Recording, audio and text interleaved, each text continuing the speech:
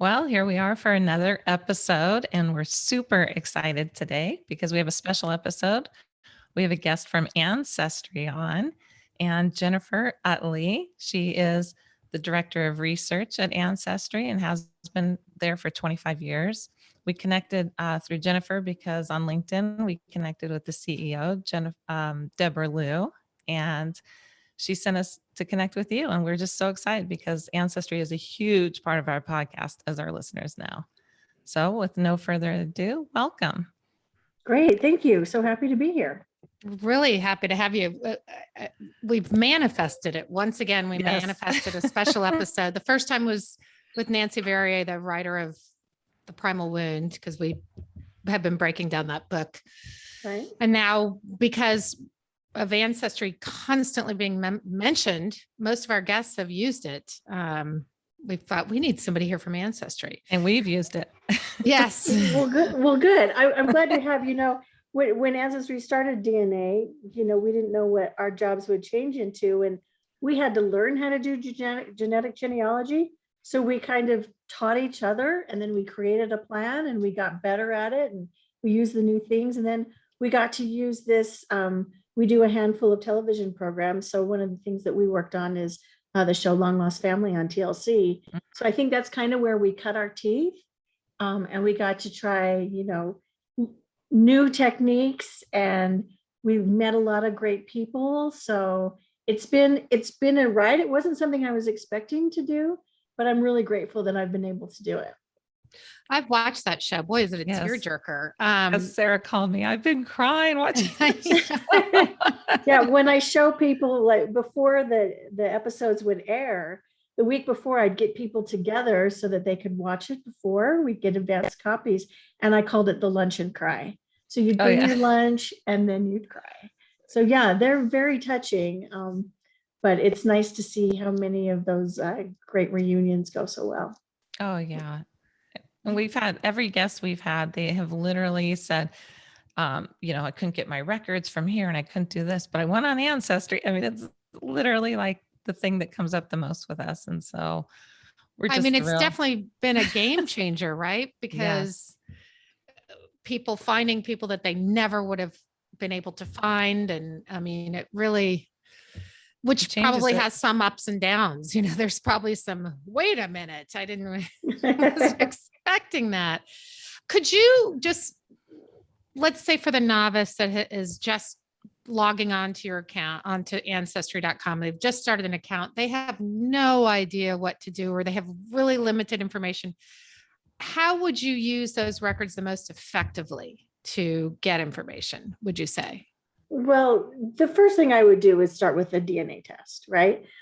We started Ancestry DNA so people could learn more about their ethnic backgrounds, so they can get more resolution in that. So it would give them some hints. But then it also, there are 20 million people in our database. And then we show you a match list according to how closely related you are to all the people in the database. So the first thing to do is to take an Ancestry DNA test. Like, that's the first thing. But while you're waiting for the results to come, you don't leave out the family tree, because building the family tree on Ancestry can be super powerful. It can, just building a tree, you don't always know this, but sometimes it's just building a tree that can answer the question that you're looking for. And then once you build a tree, then you've got the historical records. And the historical records, like, we've got everything from, census records that people expect to find, but we have solved DNA cases using our yearbook collection. Wow. So you can use yearbooks, you can use, vital records like birth, marriage, and death. So, genealogists are clever, and they will use any kind of record they can get their hand on to figure out how they can either tell a story or learn solve a mystery that they're trying to figure out. So you got to do, like, while the DNA is coming in, you want to build the tree, and then you want to attach all the records you can. And not everyone can build a tree when you're an adoptee to begin with. Yeah. But once you start getting those clues that you get from the DNA match list, you start looking at other people's trees, then you can start putting yours together.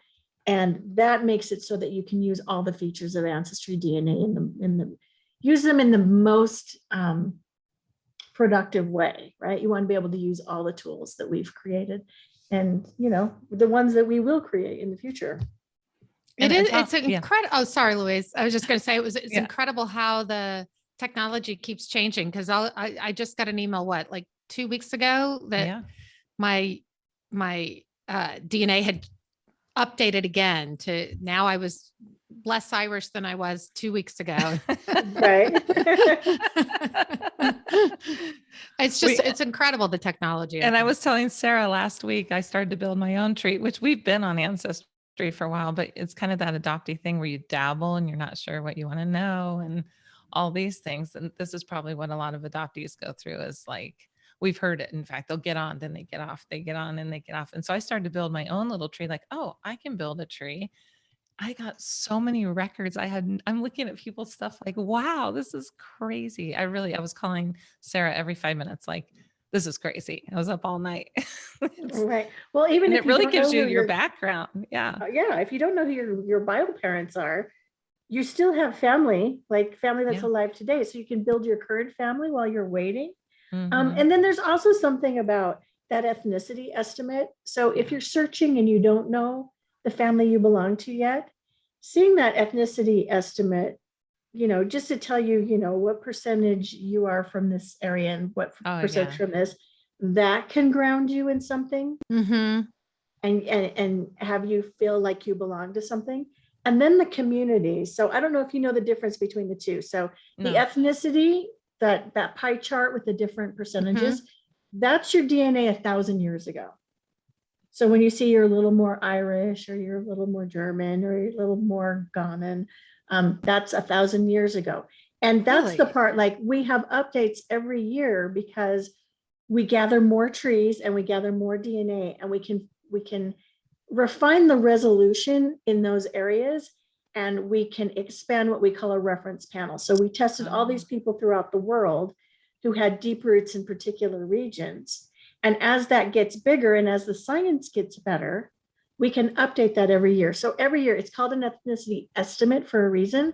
So each year it gets a little more refined and a little more refined. So that's why you're maybe a little bit more Irish than you were last year and recently, because we just released an update last month. And there'll be one next year and there'll be the one the year after that. So That's there's amazing. that. 1,000 years. Yes. I mean, it's really I didn't realize fascinating. that. Me neither. Now, but when you look at it and you see your results, so I don't have results in front of me, the solid dot is your ethnicity 1,000 years ago. Now there's one that has a dotted line around it and it's called Yes. communities. And those are usually smaller areas.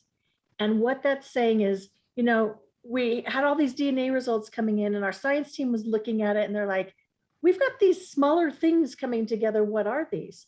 And because Ancestry has millions of family trees, we could lay that over the top of the research and we realized that it was forming these smaller communities. So when you get any of those, that's your DNA 200 years ago. Oh, okay. So the I dotted didn't lines, realize. I didn't Yeah. realize that either. Mhm. The dotted lines are from 200 years ago. Right. That's the difference. I don't think a lot And- of people know this actually. No, well, This is now- going to be great for our listeners. Yes. Well, which makes that the stuff from 200 years ago can be really relevant for someone, you know, Oh, who's yeah. adopted, who's looking for their family closer in. That can give you the clue that you needed. Like, and that's the cool thing about this. There are new developments that keep coming, and we don't know how we're going to use them until we sit down and we have a new case and we're working on it, and we're like, oh my gosh, the ethnicity, this thing 1,000 years ago gave it to me, or this thing 200 years ago gave it to me, or just this list in front of me. It's different every time. So you want to use all the tools that are available. Oh, I like what you said about the grounding. I think that Sarah and I both have had that because as adoptees, you grow up, you have sort of a fantasy world of where you're from and who you are and what you've been told. So I knew I was Hungarian and maybe Italian. You know these little facts, right? And then we both have siblings who are adopted siblings who are not adopted, who are biological with our adopted parents. Okay. And they know like their whole backgrounds, right? So my brother knew I'm this, and they have everything. They think they know, right? And so your whole life you're wondering. And when I got my results, I remember thinking, that's what I am finally. Like, it's a really grounding is a good word. It makes you feel like you belong somewhere. And I think a lot of adoptees have had this love of Ancestry because of this. It's the one place you can go where you're like, I belong. I am someone, not just a story or a piece of paper with non-identifying information on it. Right. So, and my adopted brother, he's not thrilled that I'm more German than he is because he's been toting the German thing for a long time. So I'm like, yeah, well, I'm really the German. So Until pretty- next year when he is more German than you are. That's right. I'll become more Irish like Sarah. Do you have some feel good stories that off the top of your head Oh, to I do have with- some great ones. Like with I'm adoptees? so honored to get to have these. And honestly, I come home from work and my husband's like, tell me what happened today. We've got lots of those, but I'll start with my own. I am not adopted, but I took the Ancestry and DNA test really early on. Someone was wandering around late at night, said, we need someone to test these kids. And I'm like, volunteer right here. So I took the test and didn't think much of it. I saw what I expected to see. There's something fun about seeing what you expect to see too. But a couple of years later, I got a message from someone on my account and I was surprised. And I went and looked at it and it said that I had a new first cousin connection. And I looked at the Centimorgans and I'm like, yeah, this is a first cousin. Who is this person? We spend Thanksgiving with our first cousins. We celebrate Christmas with our first cousins, Yes. family things happen and you usually know your first cousins. And I'm like, I don't know who this is. And so I reached out back to her that day and I said, I got your message. Hello, cousin. We're cousins because I know the DNA and I know how often it hasn't been wrong. Yeah. The DNA doesn't lie. So I knew we were cousins. So I reached out and said, hi, hello, cousin. If you could give me a little time because you've been adopted for 40 years, like she told me she was adopted. You've known for 40 years. I've now known for 2 hours. And so for me, it was a little, do I need to circle the wagons? Do I need to protect my family? So there was that first initial, oh no, what's going on? I went home that night and I gave my mother a call and I said, hey mom, I've got this new cousin. Is there something you'd like to tell me? And she says, really, I'm not exaggerating. She goes, oh yeah. And I'm like, mom. And so she told me this story. It turns out this woman, I'll call her T. She is a year and a half older than I am. She is the daughter of my uncle. I grew up, when I was growing up, all of my cousins were boys. I was the only girl. How much I would have loved to have had her around growing up because I felt left out that I was the only girl. But, I was able to reach back out to her. And then the next day, well, she said, I was just trying to find out because I have these headaches and I was going to the doctor and I wanted to know, is this a family thing? And I wrote back to her and I said, you had me at headaches. You are one of us if you've got the headaches. So she felt crazy. That already, but she felt so comfortable the next day that she put up her photograph on Ancestry. And I looked at her photograph and I immediately messaged her just to say, I'm looking at your photograph and you have my mother's eyes. Oh, gosh. My mother has remarkable ice blue eyes. I do not have them. But T has these eyes. I could have picked her out of a crowd. Wow. Because she's one of us, right? Yeah. So in fact, one day she came to visit and she answered the door at my mother's house. And I was taken aback. I'm like, what are you doing answer the door at my mother's house? You look more like my mother than I do. So it was kind of fun to have that kind of reaction. And you're on the other side. That's so interesting for Sarah and I to hear because we've been on the opposite side of it. And in fact, I have first cousins I'm linked to now who I haven't, they see me on there and they see them. I know why I'm on there and why I'm linked to them. I sort of reached out and they've kind of gone radio silent. So they're probably circling the wagons, what you're thinking. I mean, just hearing that, what does this person want and who are they? Because we know our first cousins, right? And I'm first cousins circle the wagons. Second cousins do not. No, they're like, Second ah. cousins want a dish. Yeah. I had an interesting experience too with Ancestry. The first one was in 2010. It was before the DNA tests. And I knew my birth father's name because I had met my birth mother and she died in 2009. And I knew his name and I knew where he was from. So I went on Ancestry and just plugged his name in because we couldn't find him anywhere. The adoption agency could not find him, when I did my original search for my birth mother. So he'd gone to Vietnam, that much I knew. Found nothing about him on Ancestry, except there's this one other person was looking for him, and she was born in the 80s. And I thought, I bet this is a daughter of his. So I sent her a message through Ancestry, and right away, within an hour, I got a message back from her saying, yes, I was his daughter from his second marriage. He died when I was a baby, and I'm trying to find his family. And so with that information and with her, then I went on, Googled the rest of the family and found a cousin. And, then once Ancestry DNA came about, everything, fell into place. But even before the DNA, it was being used to. Oh yeah. That's lucky. Well, the internet is a great tool too. Yes. Like you've got to take the Believe us, non-ID, we have know. in mind all of it. Yeah. We're investigators. And Yeah. I love your story. It makes me cry actually to think about. So are you still in touch with T? Like big part of the family? And yeah, she's a much better cousin than I am. She's like sends me cards and that. Does But she live nearby? No, she doesn't. She lives, okay. she's about 600 miles away. So. Oh yeah. So every now and then she comes and we get a chance to visit. So that's nice. And Yeah, go ahead, Sarah. No, go ahead. You had a question. And do you have other stories, like something that would stand out that you'd think adoptees might want to know? Or yeah, I've got 2 other stories I'd love to share. Okay. The first is it was a woman. She was adopted. Of course, that's how the story starts. We had some good non-ID for her.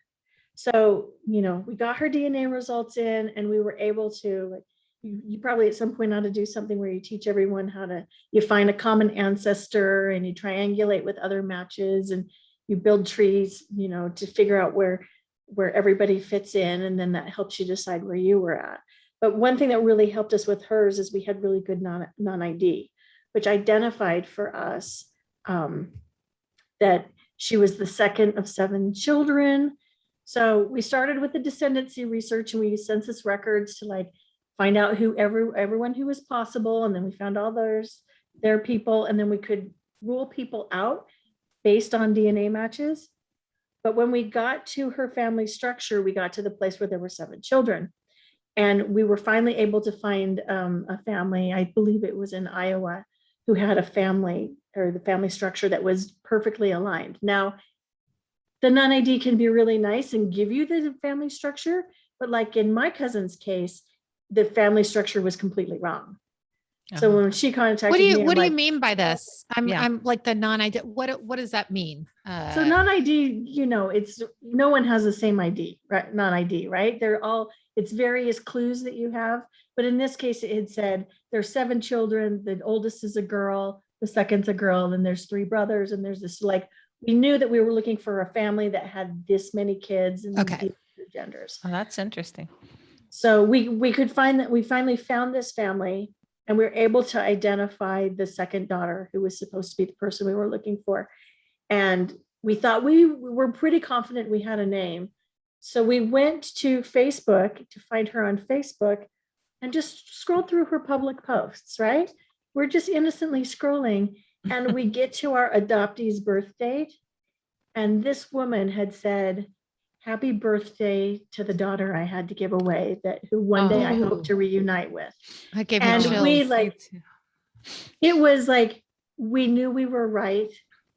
We knew that they wanted to reconnect and that when we reached out, we were going to get a really positive response. Oh my gosh. So it was just one of those magic things where everything came together and the pieces worked really nicely.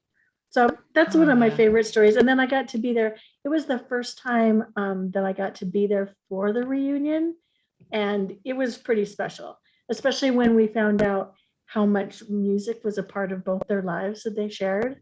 So there was this common bond that they had. So really Oh, love that's that story. beautiful. That's a Yeah. great story. That is a great story. And I you just said you got had the another one. chills. Yes. Well, if you don't mind. This No, is we Oh, why I when love I hearing come home this. from work, yeah, my husband's like, oh my gosh, what happened today? Right? That's usually happening when we're doing a lot of genetic genealogy. But the last one, I really loved this one just so much because this man, his name is Joey, and Joey loved family history research, but he was adopted, but he just loved genealogy. So he did genealogy for like all his family and for friends, and he just loved putting together this information. And so, you know, we got his information, we worked it out, we were able to identify who his mother was, his birth mom was. And we did something a little different because usually it's just a reunion. This is for an episode of Long Lost Family. Usually it's just a reunion. But this one we decided to have a family history component because it was so important to him. And the other thing that I'll just tell you in advance is he had this heirloom Christmas tree ornament that was this little log cabin that he loved, that he like kind of held on to and always thought about. So we were able to, because of the DNA matches, like the common ancestors were pretty close in, but we went and pushed his tree back many generations. So when we told him that we had found his mother, what we did is we gave him a family tree that started back in like the 1700s. Oh, wow. And then came down. And when he saw his mother's name, she had a birth date, but not a death date. So there's that moment where he's like, she doesn't have a death date, right? Is she still alive? We were able to say, yes, that she is. And then he's like, does she want to see me? And that was really fun to be able to say, yes, she wants to see you. So he was really relieved with that. But we had done this whole family history, and then we were able to tell him that, you know, his great, I don't know how many greats, 6 or 7 great grandfather was one of the first settlers of French Canada. Wow. And we were able to tell him a story about his great grandfather, about he was one of the builders of a fort in the Three Rivers area. And so the whole idea of, you know, building this fort came full circle around back to that Christmas ornament that he Wow. loved. Oh my goodness. So telling like this family history story with something that tied to him was kind of a really fun moment. But the last moment that they got to talk about is they said, okay, so your mom wants to meet you, but you also have a sibling and that you're an uncle. Oh. And he thought all of a sudden, oh my word, I'm an uncle. It's just like, it's a little boy and you want to know what his name is. And he's like, no, you're kidding. And his nephew was named Joey, just like oh him. my God. And they That's didn't know, obviously did not know that that was what he'd been named. Isn't it just all just crazy. coincidence and happenstance. Do you find a lot of those coincidences in your work? Yeah, I want to and know stuff about that. like this that All the time. Like in family history, well, here's the thing, people are looking for ways to connect to the past. You know, this is an ancestor and oh, they're like that, maybe that's why I'm like this. So I think people love to do that and they find them all the time. You know, I do family history, we call them reveals, where we tell you something about your family. Yeah. And, you know, we think, oh, here's this really cool thing we're going to tell you about your history.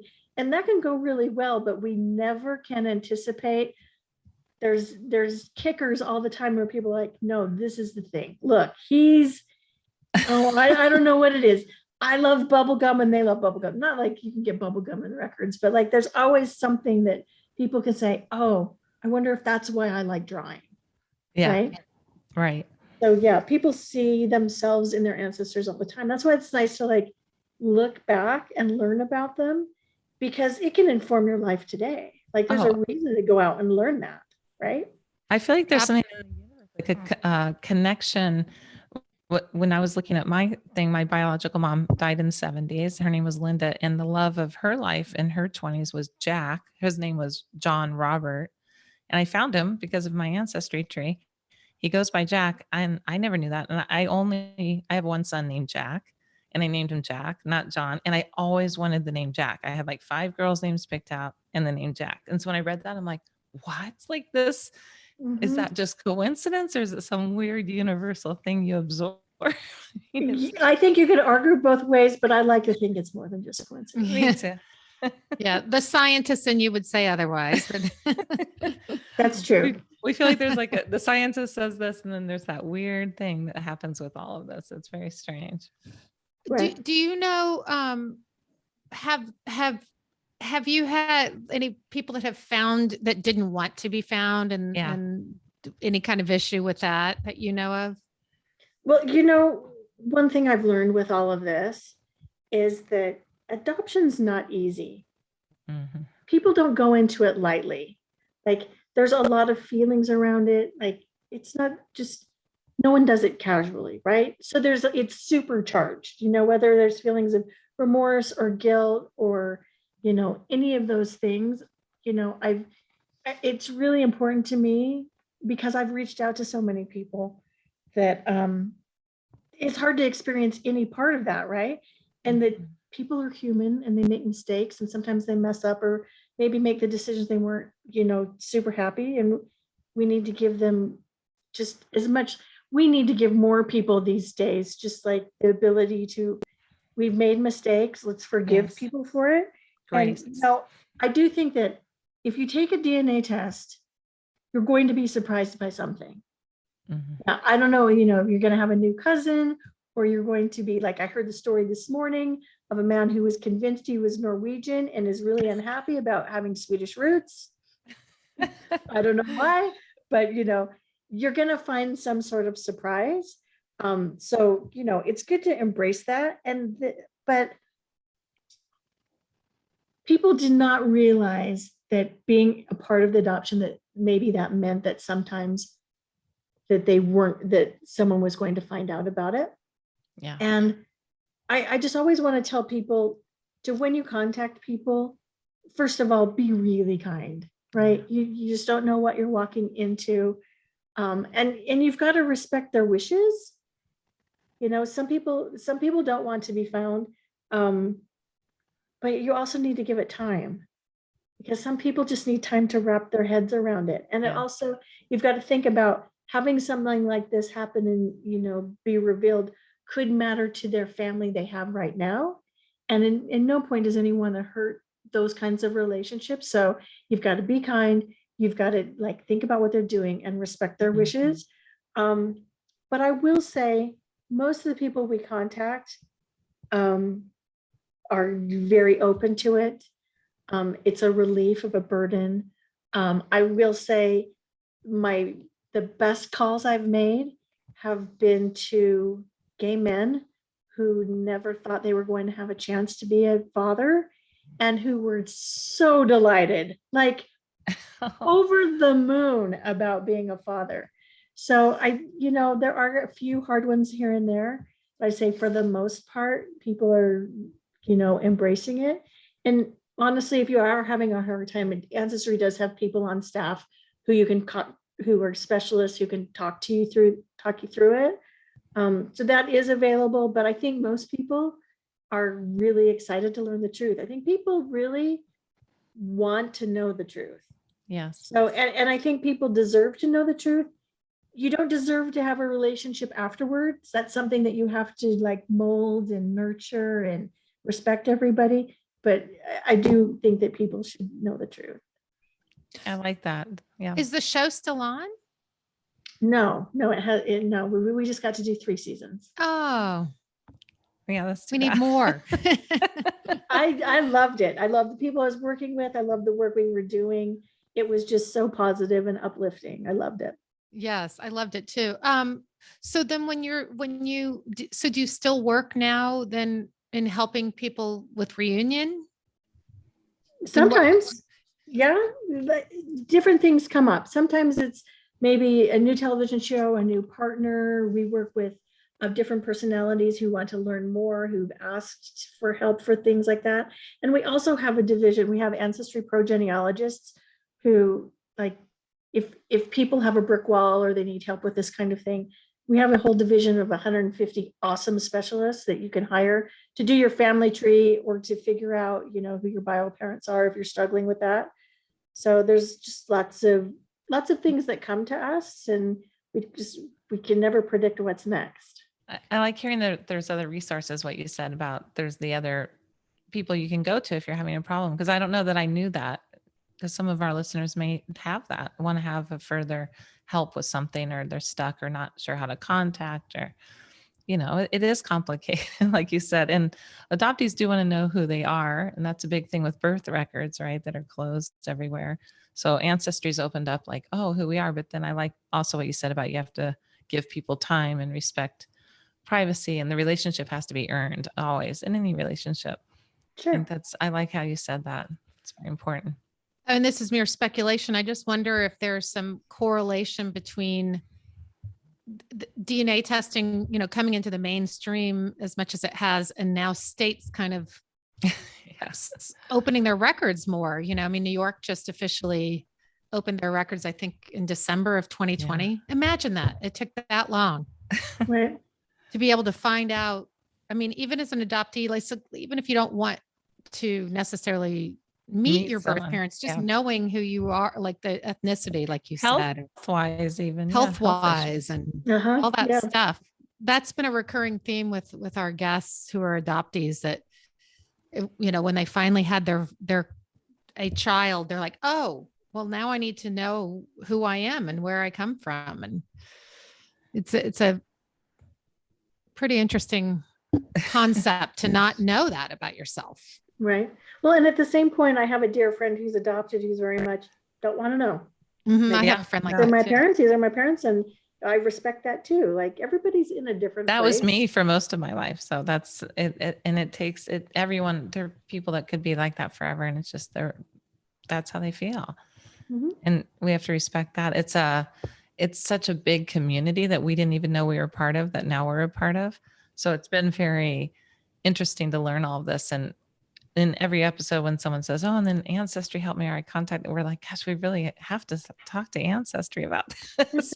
Just because it's what the work you're doing is bigger than I knew. I didn't understand that about the communities and the 1,000 years and all of it. It's really, really complicated. No, I didn't know that either. I really need to dive deeper into, because once I found everybody, I just kind of thought, well, but I still do want to dig deeper and make my own tree too. I sit next to, her name is Krista Cowan, and some people will be fans. She's the barefoot genealogist on Ancestry. Yeah. She and her father spend 2 hours every Sunday night working on their DNA matches.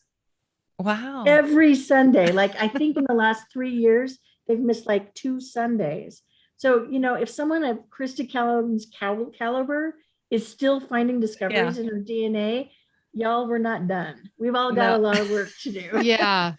Yeah. I have like 5 What's your favorite part of your job? Changing people's lives.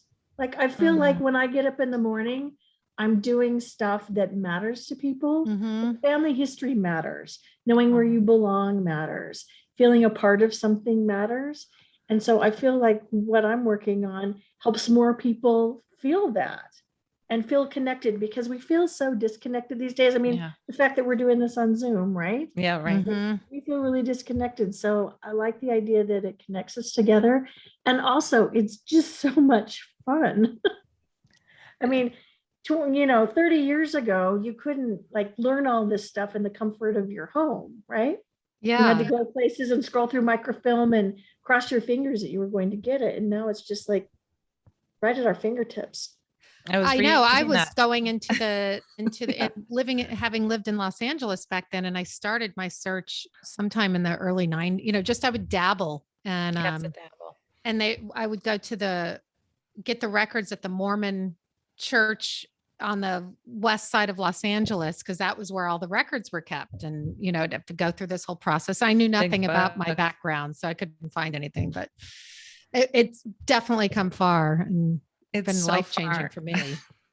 Yeah. And I read during COVID, it really took off too, Ancestry, because everyone's at home, and all of a sudden you're like, wait a second, I'm going to go on Ancestry. Because, you think you need all this time. Well, you kind of do once you go down the rabbit hole. it's hours. I could spend Well, but then hours. you make the time, right? Right? And Yeah. you get into a project and it's 3 a.m. and you look at 3 a.m. and you're like, I should go to bed. That was me. But just one more minute. I want to Mhm. find who this I'm man about to find is. this. Uh-huh. Well, you Yeah. start matching other people. I'm like, oh, I wonder if they know about this person. I started to do. I'm like, I don't even know these people. I'm matching them up. It's crazy. Well, this is just really, this is great for us to hear and to know, and just how invested you are in Ancestry about adoptees too, that you care, and Mhm. you know that you guys have a personal connection with it, and just You your stories yourself with have your a personal cousin. connection with Mhm. adoption. That's Yeah. I mean, it's Changed my pretty life, much every, really. Yeah. And that's neat for, I think, adoptees to hear too, because everyone wants to know they're cared about in their community and what they're doing, and so we're big fans. Thank This you. is good for us. Thank I'm you. a fan of Ancestry too. yeah. Thank you for your time. We really appreciate it. And it's been enlightening. I mean, I know what I'm going to be doing this afternoon. Yeah, I feel like I gave you some homework. You You did. did. The communities, definitely homework. And can we be in touch with you and show our stuff to you? Like, because on the podcast, it's fun to like build this out. We're trying to build like a community page for ourselves, and it's neat. So Yeah, I'd love to we'll hear how it's update going. you. Yeah. Sure. Well, this is great. Thank you so much for your time. Thanks, Yeah. Jen. We really appreciate it. And thanks, Kat, for your help. Thank you, Kat. All right. Thank you so much. Okay. Thanks so much. Bye-bye. Okay, talk to you later. Okay. Bye. Bye.